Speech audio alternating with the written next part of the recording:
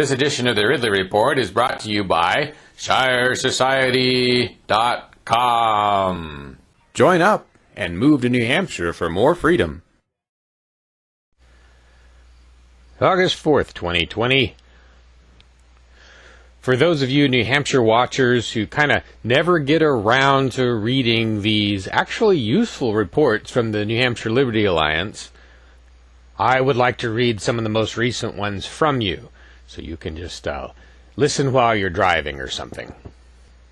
As you know, they issue this thing called the Gold Standard, where generally they will be present at the State House, handing them out as senators and representatives go in to vote. Now, at their giant, expensive, controlled conference center rentals and universities, I'm not sure if it's still possible to get close to the reps to hand them anything. But anyway, here's the Gold Standard they issued for the New Hampshire Senate, late June 2020. Quote, the New Hampshire Liberty... that's not interesting. Okay, so what happens is they'll list a bill number, and then they'll have their commentary on it and a summary of what it does. So after the first boring parts of the Gold Standard, the interesting part starts here. Quote, House Bill 687, nay, OTP, Gold Standard, unquote. So what they're saying is they want you to vote no on the ought to pass resolution, I think. Quote, HB 687, relative to extreme risk protection orders. Anti-liberty. This bill allows personal property, including firearms, to be taken when no crime has been committed. This bill eliminates traditional due process protections prior to search and seizure of personal property. This bill violates the Fourth Amendment protections under the U.S. Bill of Rights and Article 19 of the NH Bill of Rights. Subquote, Article 19, searches and seizures regulated. Every subject hath a right to be secure from all unreasonable searches and seizures of his person, his houses, his papers, and all his possessions. End subquote. Continue quote. The language in this bill allows for hearsay evidence to be admitted to the trial, violating Article 15.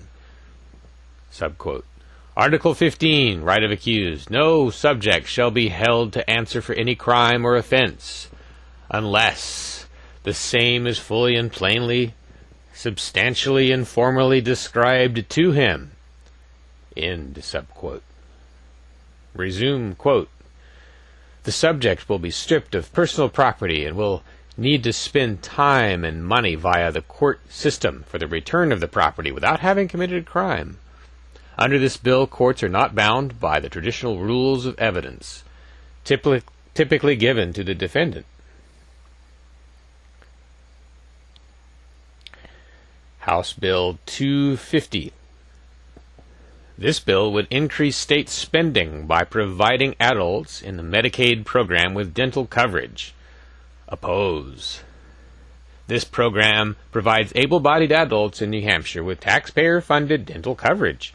This will likely result in new costs of between $6 million and $11 million in state taxpayer funds, and more than $28 million of taxpayer funding overall when this state and federal spending are considered.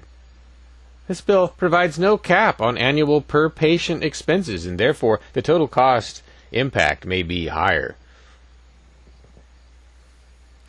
House Bill 731. This bill establishes a state-dictated minimum wage. Oppose. Minimum wage laws decrease the number of entry-level jobs and make it harder for people of low skill to get their start in the workforce. Higher wages for everyone are better accomplished through job creation. More jobs mean more competition to hire all workers. Employers and employees should be free to negotiate the terms of employment without interference. Economic conditions and cost of living vary dramatically across the state. A one-size-fits-all approach to minimum wage will put unreasonable pressure on areas of the state with limited employment opportunities and lower costs of living. The very idea of a minimum wage is patronizing and demeaning, as it implies that individuals don't know how much they're worth and are incapable of negotiating with an employer. House Bill 1162, relative to adoption and parentage. The Office of the Child Advocate. Reimbursement of court-ordered services for juveniles. The legal representation of children in the juvenile justice system. The best interest of the child, under RSA 169. And the duties of the Oversight Commission on Children's Services. Insurance coverage for children. Wow, this is getting long. Insurance coverage for children's yada, yada, yada. On to the executive summary here. Quote, from the New Hampshire Liberty Alliance. Quote, anti-liberty. This bill incorporates language from HB 377 that changes the purpose of the Child Protection Act from protection from abuse, instead, to the state determining the best interests of the child. Oppose. There is no objective standard to determine the best interests of the child. Under this bill, judicial prerogative to determine the child's best interests becomes the default, rather than the last resort, reserved for when a parent has been proven unfit. According to the National Bureau of Economic Research, doubling the rate of religious attendance raises household income by 9.1%, decreases welfare participation by 16% from baseline rates, decreases the odds of being divorced by 4%, and increases the odds of being married by 4.4%. Should the state show a preference for removing a child from a non-religious parent and placing them with a religious family? Clearly not. And while such decisions are unlikely to become commonplace even with this bill, a decision to remove a child from a parent is not something that should be left to such a vaguely worded standard subject to a judicial evaluation of interpretation.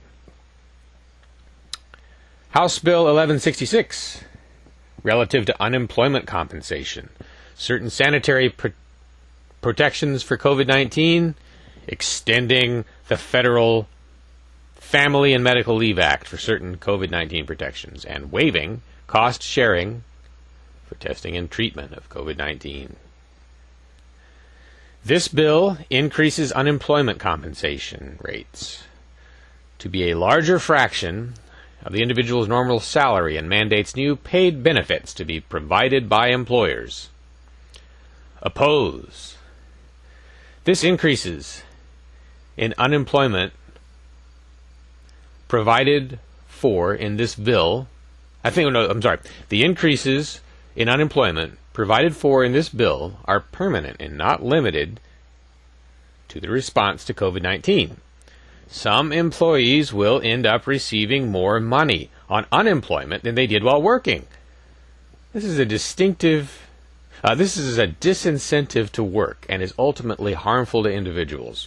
For example, under the proposed amendment, an individual earning $192 per week would be eligible for $220 a week while unemployed.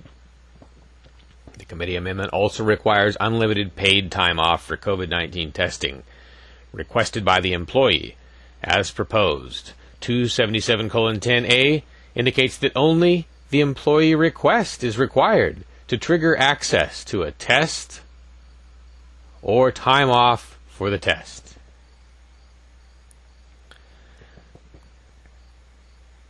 House Bill 1234,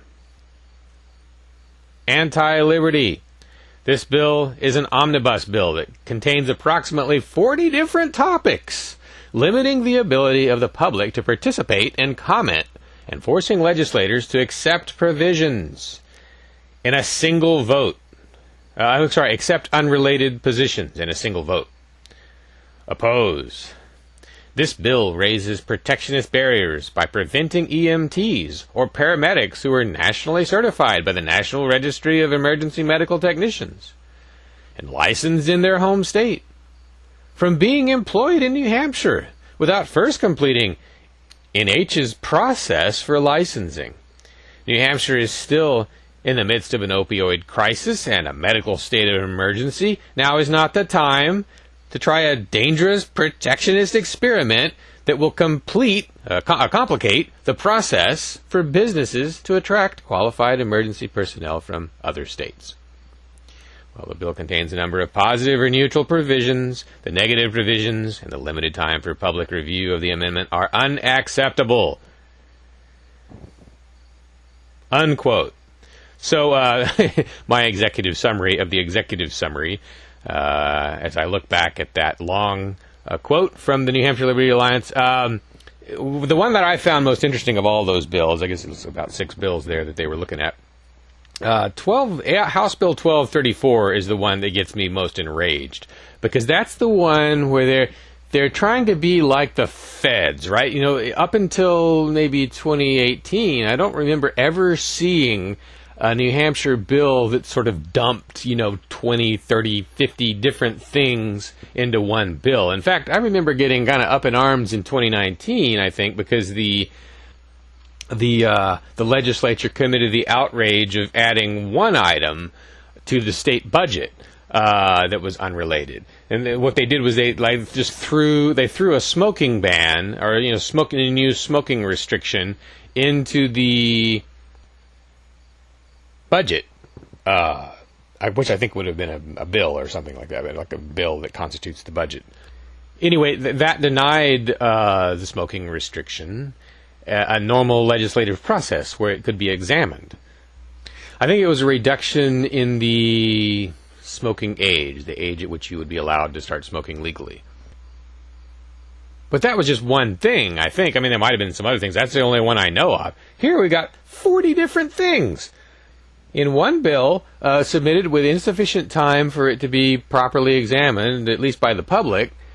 That's like what they do in Washington, right? Where they're frigging Nancy Pelosi. We gotta.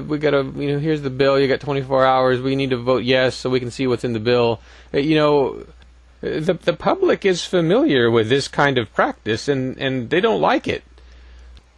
And yet here it is, just being dumped into the New Hampshire process again on an escalating basis with actually relatively little public outrage or comment, or discussion, or publicity.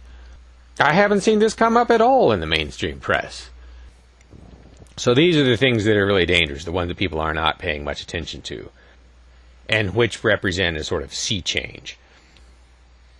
Then with House Bill 1166, I'd like to add that I should be giving names to these things, right, or at least to more of them, and I do tend to when I call talk radio, but 1166 is, I call it the get paid more to work less bill, or the get paid not to work bill, something like that.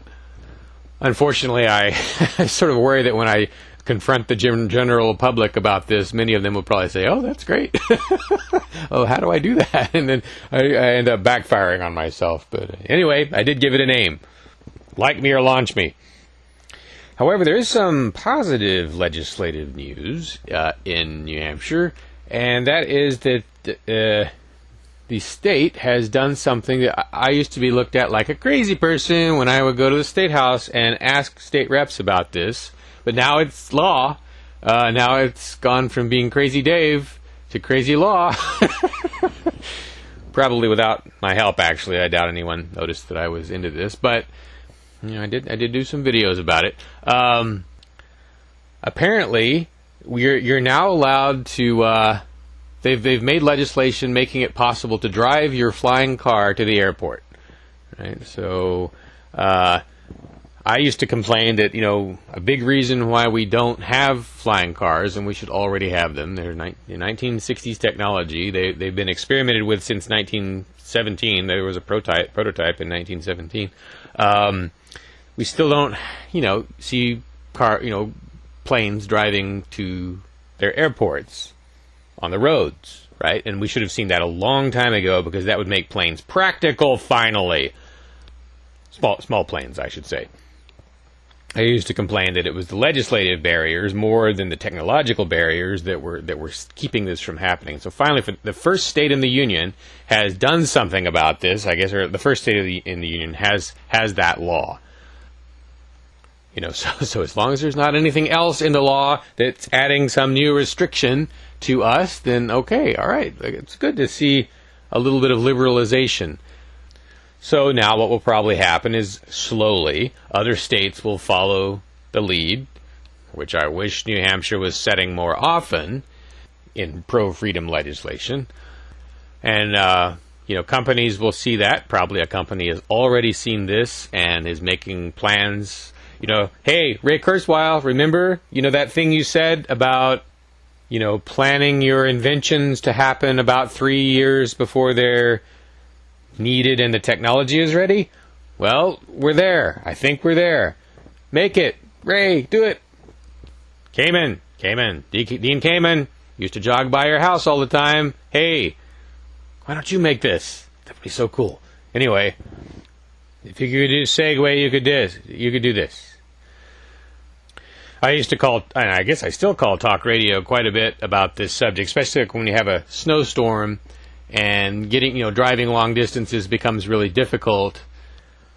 Flying cars could become a big part of, or at least a small part of helping alleviate the weather-enforced lockdown, or if something else happens to roads.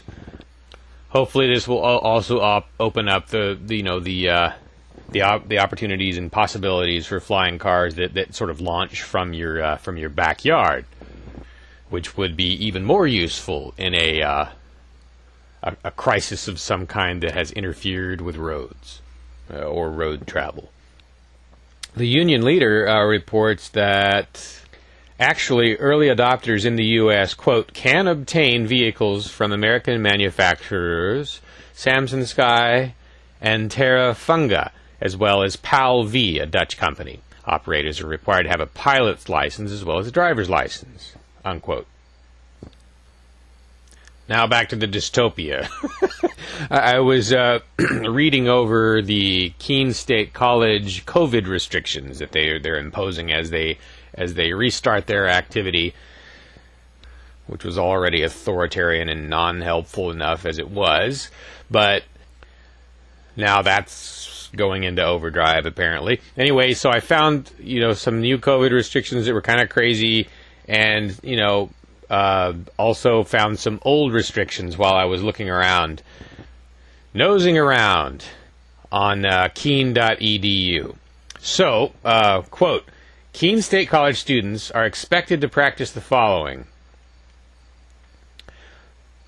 Practice physical distancing by maintaining 6-foot distance between oneself and others whenever possible. Avoid social gatherings on and off campus involving groups of more than 10 people. This policy does not apply to institution-sponsored events where social distancing and other precautions can be observed. Wear a mask at all times on campus, except when in my residence hall room, off-campus living spaces, or eating while seated. Adhere to the Code of Conduct policy on directives on public health. Unquote. Now, the good thing here is that actually, unless there's something else written down somewhere else, I guess this directives on public health thing would qualify.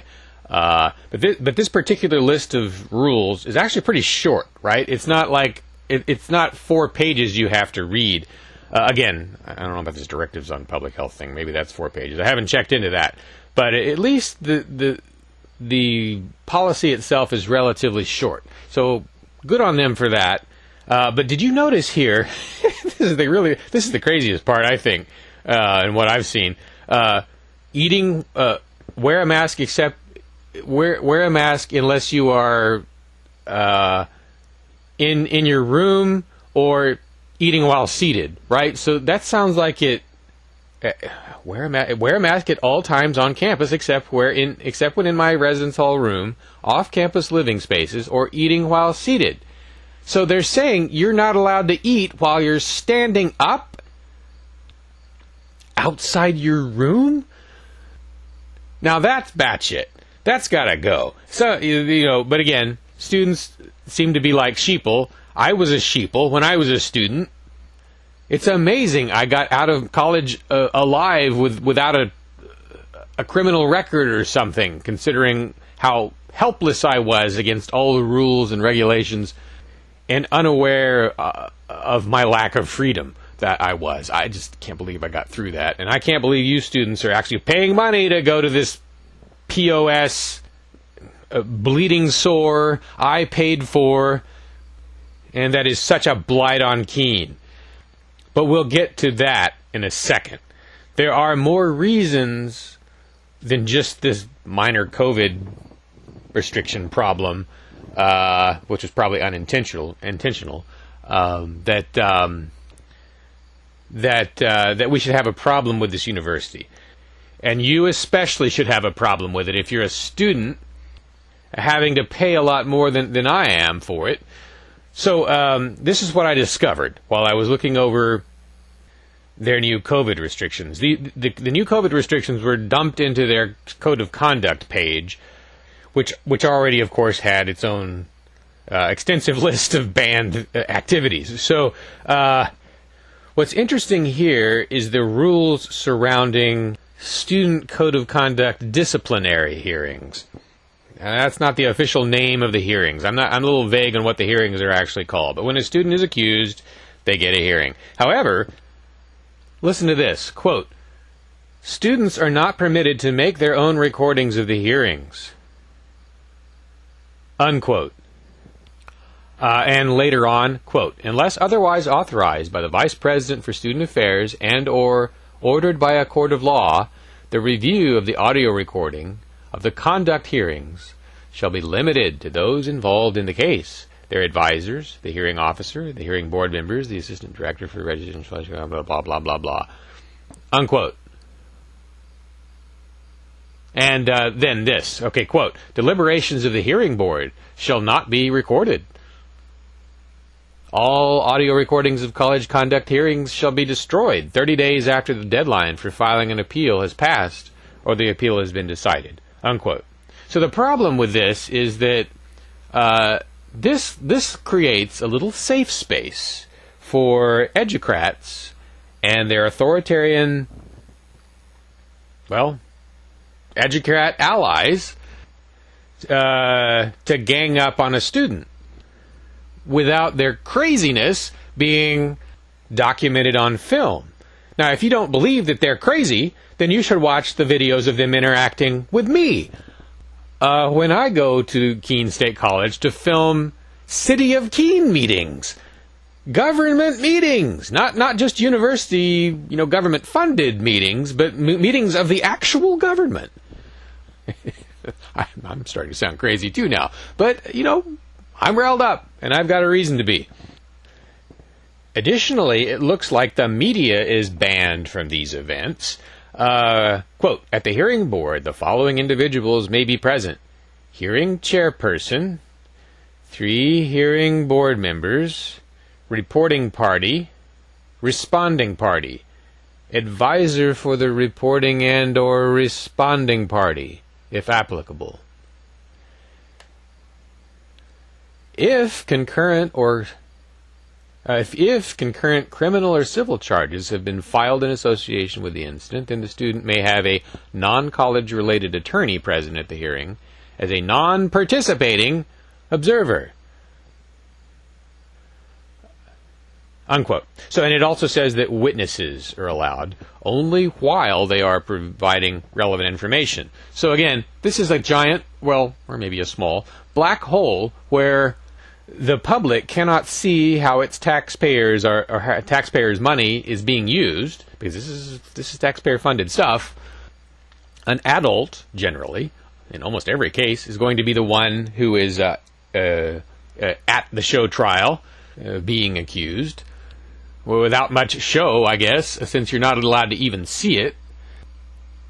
Can you imagine being surrounded by a squadron of Karens and ideological conformist academics, not allowed even for one of your friends to join you in most cases, unless an advisor could be considered your friend, unless your friend could be considered your advisor.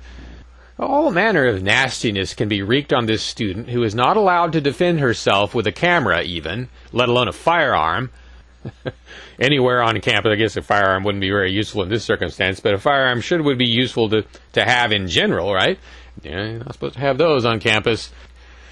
So if you look back in early 2018, I went to, going into more detail, I went to this thing called the City College Meeting, which occurs sometimes at City Hall and sometimes on Keene State College campus. But it's, an interface between the Keene politicians and bureaucrats with the educrats at Keene State College. So you find this on RidleyReport.com. So I stand outside the meeting. I plan to film the meeting briefly and interview bureaucrats about some other previous bad things they've done, bureaucrats and educrats. For example, preventing political activists from handing out flyers, I believe, was the thing that they were doing back in the day. So I interview, some of the Keene bureaucrats and politicians as they're walking past into the room, and they behave nicely. They're very accommodating and friendly and charming. They answer all my questions, if I recall. Then hardly any educrats have gone past when one of them, "What? Are you filming me?"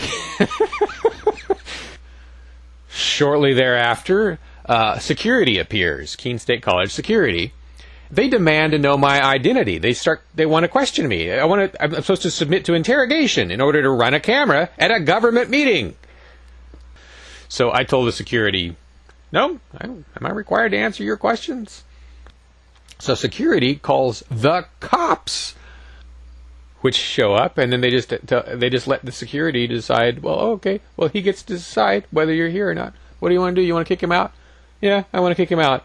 So the cops help the security kick me out of the allegedly public government meeting, which I actually never even managed to get inside before these authoritarian parasites were on me. So that could be you, and it would be you if you were to exercise your right to remain silent or not answer questions about your interrogation. So, Keene State College has earned itself an enemy over the last couple of years in me, and I have been a good enemy. I was able to confront the president of the university last week over the phone as she appeared on Dan Mitchell's open mic on the local radio station in Keene, WKBK. And I queried her about the ban on students recording their own disciplinary hearings. I only had about 20 seconds to ask questions. Actually, I started out by, I thanked her for submitting to, I said, "Thank you for submitting to interrogation." And she laughed nervously, and then I interrogated her. But I only got another 15 seconds or so before they cut me off. So I just asked her about that, about the ban on recording. And she answered by, actually I should say, I got about 30 seconds before they cut me off, but she answered by saying that they treasure students' civil rights, and then click. That was all I heard. I don't know what else happened. But they don't. They don't treasure students' civil rights. They don't even treasure mine. And I'm far less under control than their students are. Under their control, I should say. And I didn't get very deeply into the restrictions. The other thing, of course, again, it's the other restriction is, quote, "avoid social gatherings on and off campus involving groups of more than 10 people," unquote. So, I wonder if that just sort of went out the window when a protest started happening that the university agreed with, right?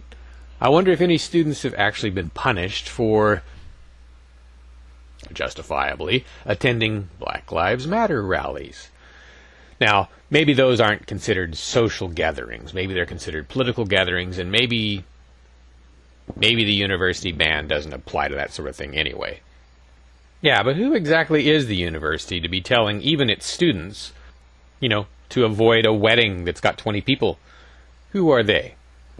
Well, they're Karens, I guess. But again, the list of restrictions is not as long as I would have expected it to be.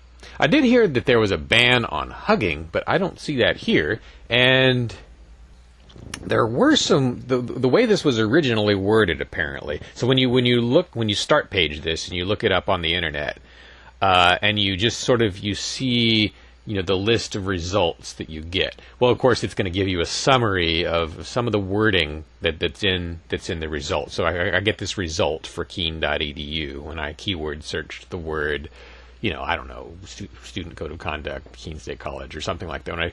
Whatever I keyword searched, I got, it showed me Keene.edu. And the summary that it listed there on start page was this, quote, "You are not permitted to organize or attend parties or gatherings of more than 10 people on campus or off," unquote. So that was apparently how it originally read before start page, that was how it read at the point in time where start page gave it a snapshot for me to, for my internet search, right? So apparently they had that wording initially and then changed it to be more calm and less restrictive. So to their credit, somebody at the university probably said, hey, that restriction, that could be perceived as restricting a student's right to go to a political event, and maybe we shouldn't be doing that. So, good on them again for loosening it up a little bit from where it was before. But my gosh, the fact that they would even consider that in the first place, quote, "You are not permitted to organize or attend parties or gatherings of more than 10 people on campus or off," unquote. Kids actually pay for this shit. Parents actually make a savings account so that they can help their kids submit to this. It's amazing, the Stockholm Syndrome world in which we live. Anyway, I've called into WTPL Manchester about this. All this stuff that has happened at Keene State College. I think I've gotten a chance to mention it on the air there. And I've mentioned most of it on the air at WKBK as well. As I've made multiple calls about, a different call about each concern. And I've now begun calling WMNH Manchester to update them on the latest college fascism. I will do what I practically can to undermine confidence in this parasitical institution and all the others. I wish you would do something similar. Email me at ridleyreport.com if you would like a copy of my list of talk radio shows in New Hampshire, to which you can call in and change the subject. ridleyreport@live.com. If you love liberty, declare your independence by signing the Shire Society Declaration at shiresociety.com.